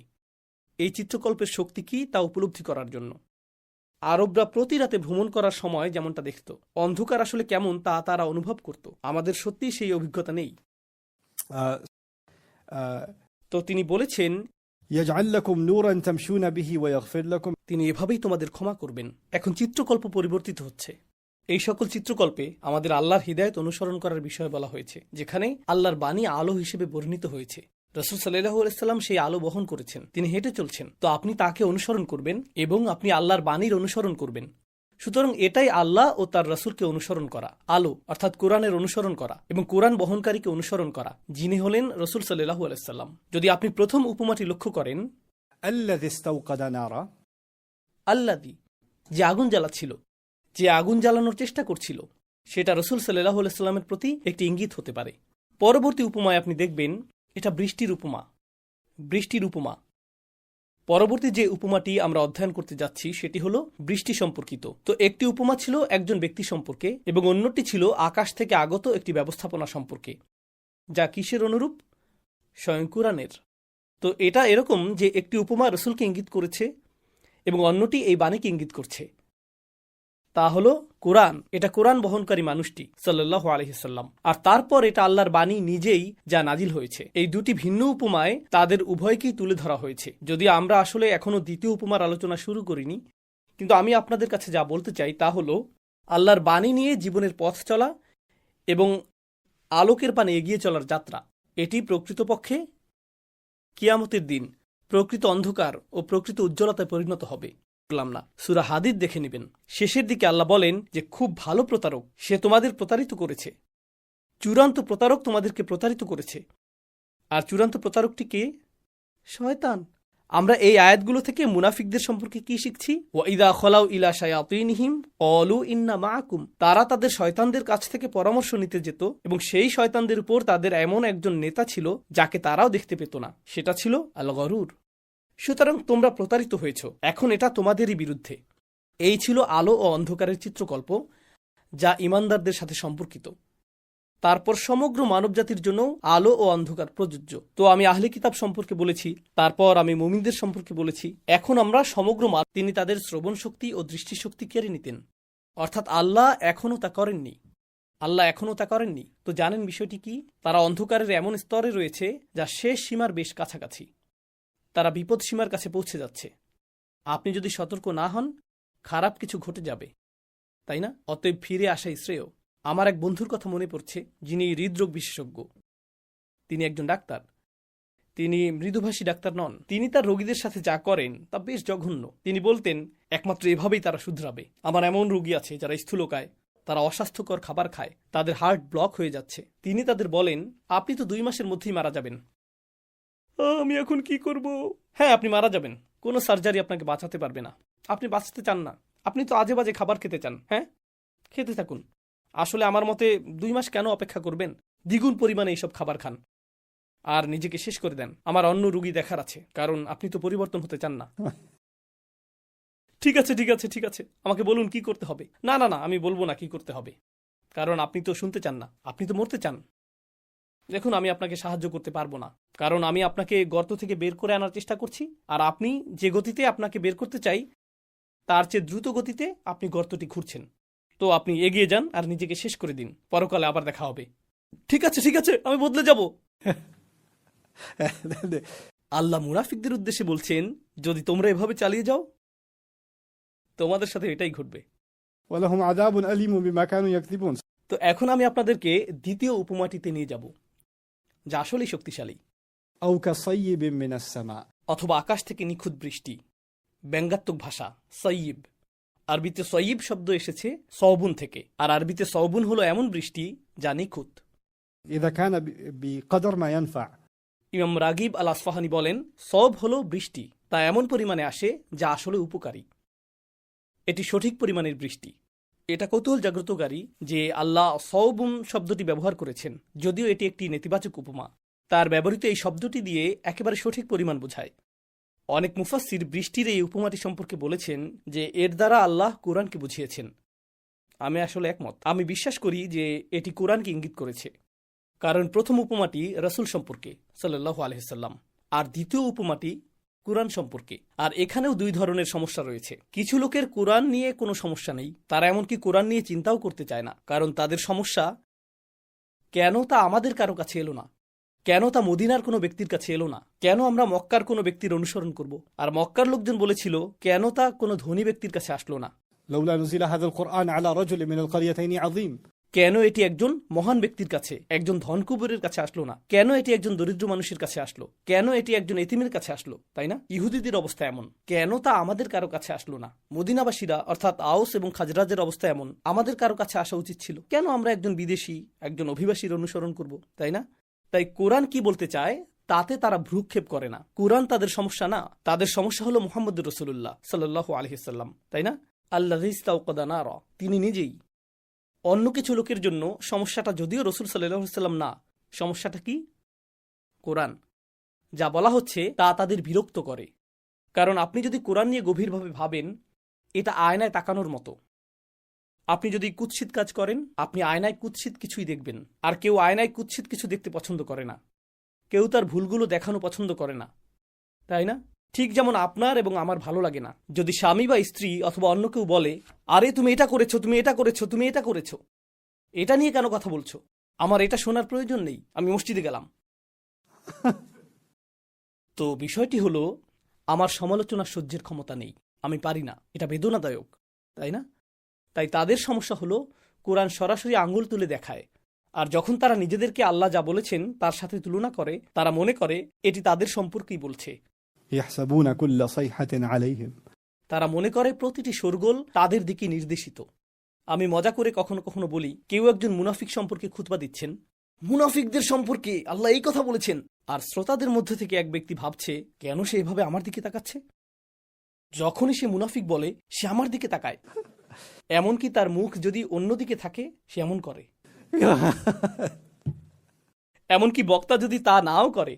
কারণ জানেন তো, দিল মে চোর হ্যায় না, আপনার ভিতরে কিছু আছে, আপনার ভিতরে সমস্যা আছে, আপনার মধ্যে কিছু আছে যে বলে আমার একটি সমস্যা আছে। আর আপনার অবস্থা এমন, ও এই লোকটি আমাকে অপমান করার চেষ্টা করছে।